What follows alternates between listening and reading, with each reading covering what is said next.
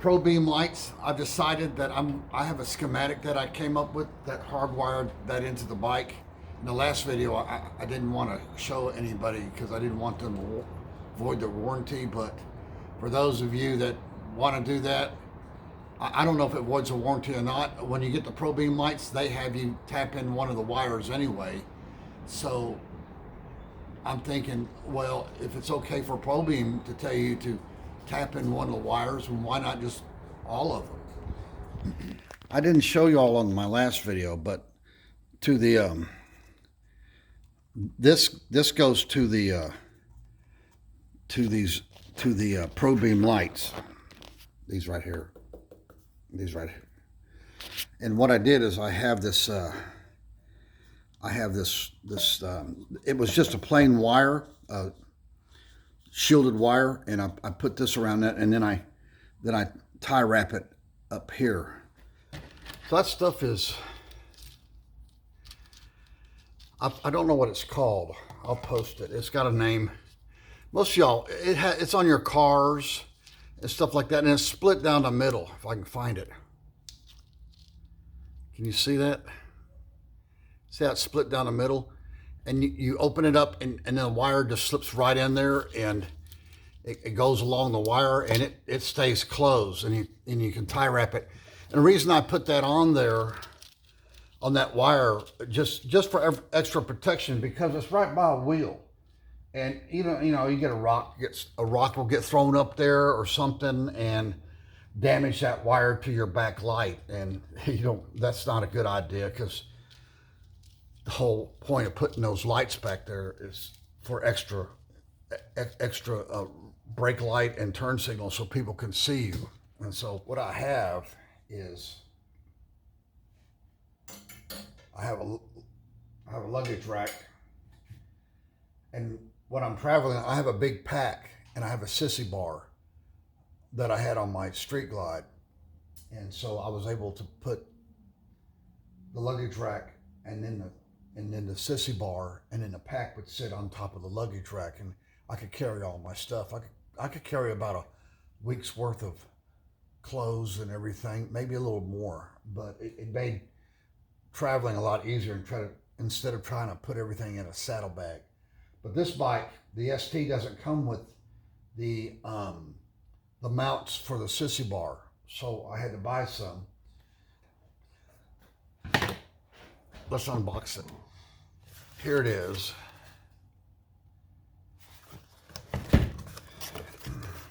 And I've got a blackout model, so of course I bought black. And they had it in stock too. I didn't have to have it shipped to me. So here's the hardware.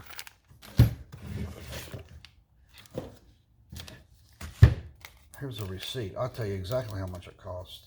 With tax and everything, it was $167.89. $167.89. That's what it costs. That's not too bad. And I already have a Sissy bar. I kept it from the Street Glide. I hope that it will fit. It should, but you never know. All right, so I'll take this.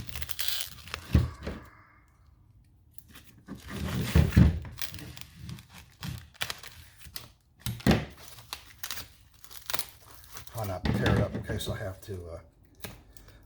Whenever I unpack things nowadays, because returning stuff has become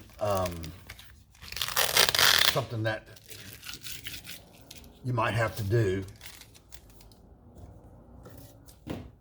So I try to keep the packaging intact as much as possible in case I have to give it back or ship it back. Here's one piece. That looks right. Harley does do a nice paint job. I don't know who does the paint for them, but they do a really nice paint job. There's the other one. Let's open up the hardware. See here, I'll just take the scissors, cut it, and then if I have to return it, I can just take a piece of clear tape and tape it up, and they're good to go. And you know what I do with hardware? I put it in one of the bowls. One of these.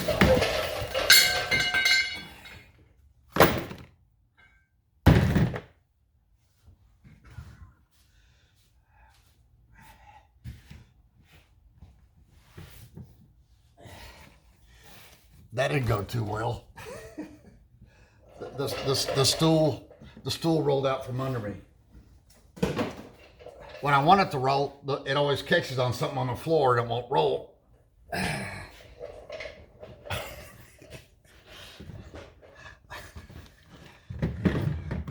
I dropped one of these on the floor. I'm sure I scratched it. That didn't take long. It's not even on the bike yet, and I've already scratched it. So there's the docking hardware. I'll have to get the instructions out, which are right here.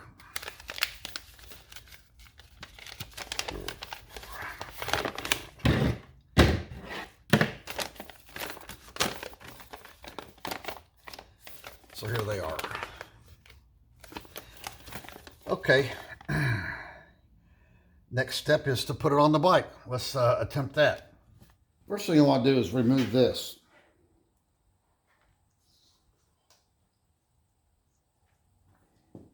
That thing. And there's a slot there, so you go like this. Or does it go like that? Or does it go like this? I don't know. They go like this. It's just in there like that. Okay, so I read the instructions, and this is a pin C. As you can see, it's longer than the one in the back. And this one goes towards the front of the vehicle. So that's right. It goes right here. They gave you T45 socket caps, and you have to put blue thread locker on there. And it goes right in here. And you will have to torque them down to 20 foot-pounds. I always end up putting too much thread locker on. Those little bottles, it's I cut it with a tiny hole, but it's liquidy. It comes out.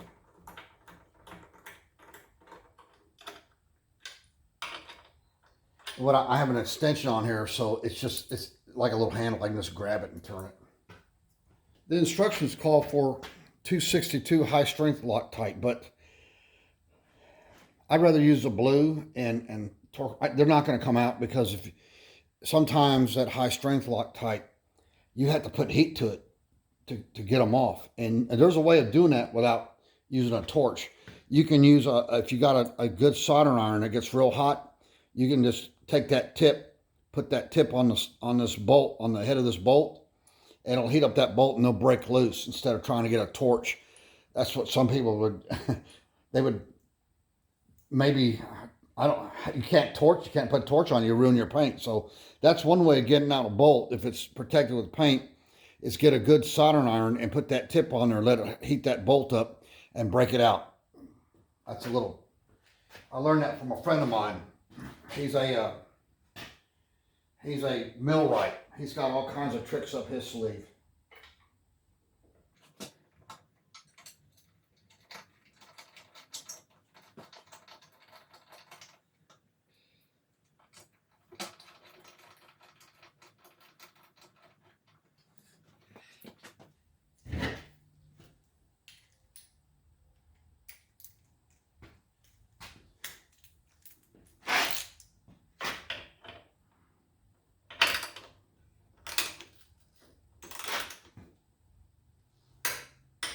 That's one.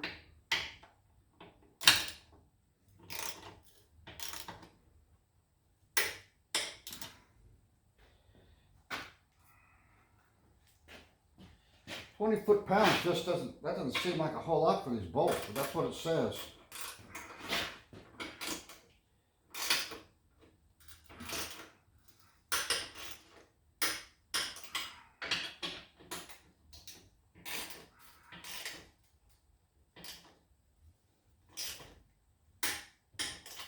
I'm going to check it real quick. That's right, 20 foot-pounds. Well, I'm back. The Sissy bar. These hook onto the shocks. There's a little thing, there's a little area on the shock absorber, and this hooks on the, you can't see it, but it hooks on this other bar. And so we're gonna finish this job. I'd forgotten how these went on. I had a street glide. I should have remembered, but I didn't. But anyway, so that's how these go on. So it has a flip lock, so you can take it on and off when you don't need it.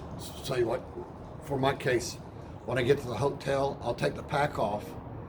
When I go to Sturgis or somebody or somewhere, I'm going to be staying a while, I can take the pack off and the Sissy bar, so I have to keep throwing my leg over the top of it. Anyway, or put my leg through the seat or whatever. So it makes it kind of nice. It snaps on and off. So let's put on the docking hardware. Here's the parts you get: a washer. You have a spacer. You have the docking bushing, or whatever you want to call it. And then you have a Torx head screw. And it is a number 30. And I just tried it. This washer, you might need it and you might not. I don't. It's a spacer basically. And it goes right in here. And it spaces it out. If you're, I guess some of these Sissy bars come, you know, they're bent on a machine. Some of them come a little wider than others, so you can adjust it that way. I just test fit it, and I don't need it.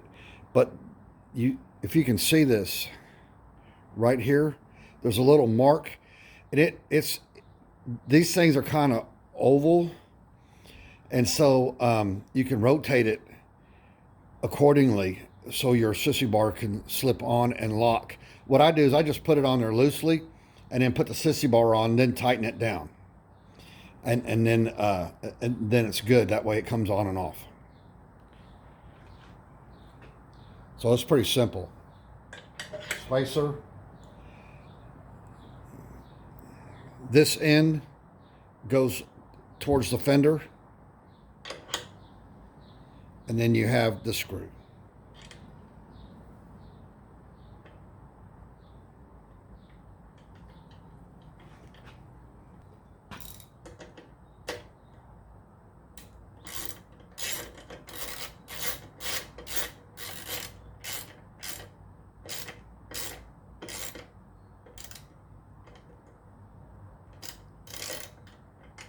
Like I said, I like to leave it a little loose and then take that little mark and move it up, and then latch down the Sissy bar and then tighten it down. And I'm gonna put some Loctite on these screws. So it's rotated all the way up.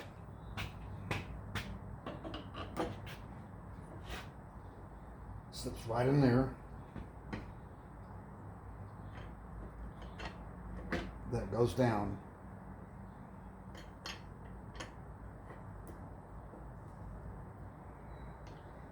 And these slide under. Hear it? Locked.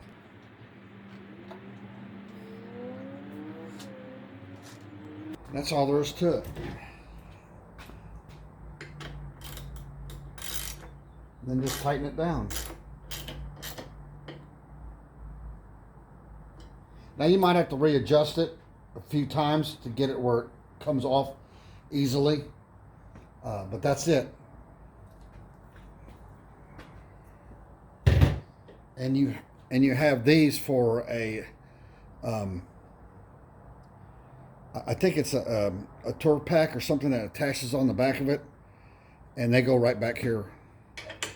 Of course, if you buy that accessory, you're going to have to adjust these. I'm just going to put them on there because that way this looks better. So that was the install. That's pretty easy. Until the next video, ride safe.